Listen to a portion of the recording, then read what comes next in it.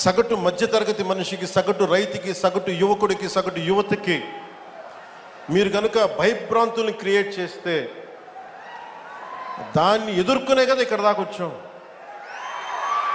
మీకు 151 సీట్లు వచ్చినప్పుడు కదా, నేను 2 చోట్ల ఓడిపోయినప్పుడు కదా మేము ఎదుర్కొని బలంగా నిలబడింది.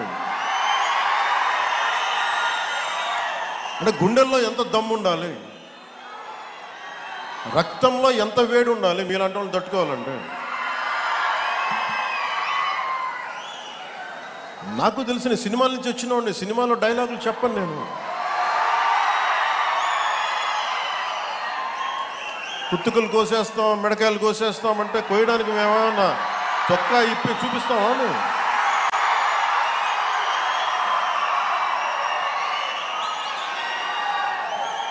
నేను సినిమాలో డైలాగులు చెప్పడానికి కూడా ఇబ్బంది పడతాను.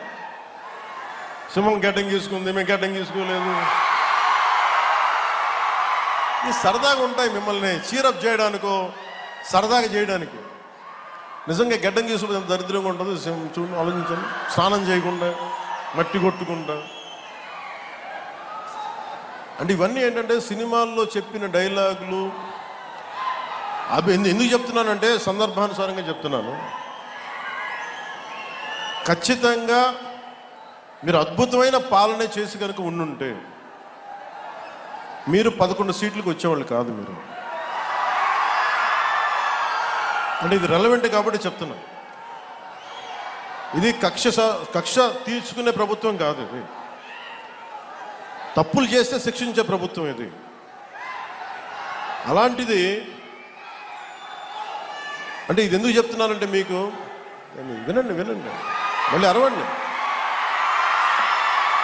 మీ ఉత్సాహాన్ని కాదని మీరు వినండి. అంటే మీరు అరుపులు అరుచుకుంటూ వెళ్ళిపోతున్నారు, వాళ్ళేమో బెదిరిస్తామన్నారు, కోస్తామంటున్నారు. మళ్ళీ మీ ఎర్ర జెండా శక్తి తెలియదు వాళ్ళకి.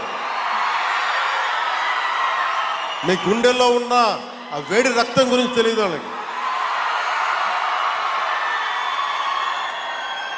అంటే కడుపు కాలి ఉన్నవాడికి కష్టపడి పనిచేద్దాం అనుకున్నా మళ్ళీ తిరిగి కోపం తెప్పించుకోండి. పని చేసుకుని తల ఉంచుకొని పని చేసుకుంటూ వెళ్ళిపోతున్నాం.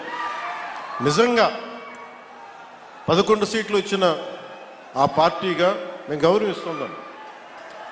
ఈ ప్రభుత్వం గౌరవ ముఖ్యమంత్రి శ్రీ నారా చంద్రబాబు నాయుడు గారి నాయకత్వంలో ఉన్న ఎన్డీఏ కూటమి నడుపుతున్న ఈ ప్రభుత్వంలో తప్పులుంటే ఖచ్చితంగా చెప్పండి. ఖచ్చితంగా చెప్తే మేము సరిదిద్దుకుంటాం, లేదా వివరణిస్తాం. అంతేగాని మేము కుత్తుకులు కోసేస్తాం, రంపాలు తెస్తాం, రంపాలు పెట్టి కుత్తుకులు కోస్తామంటే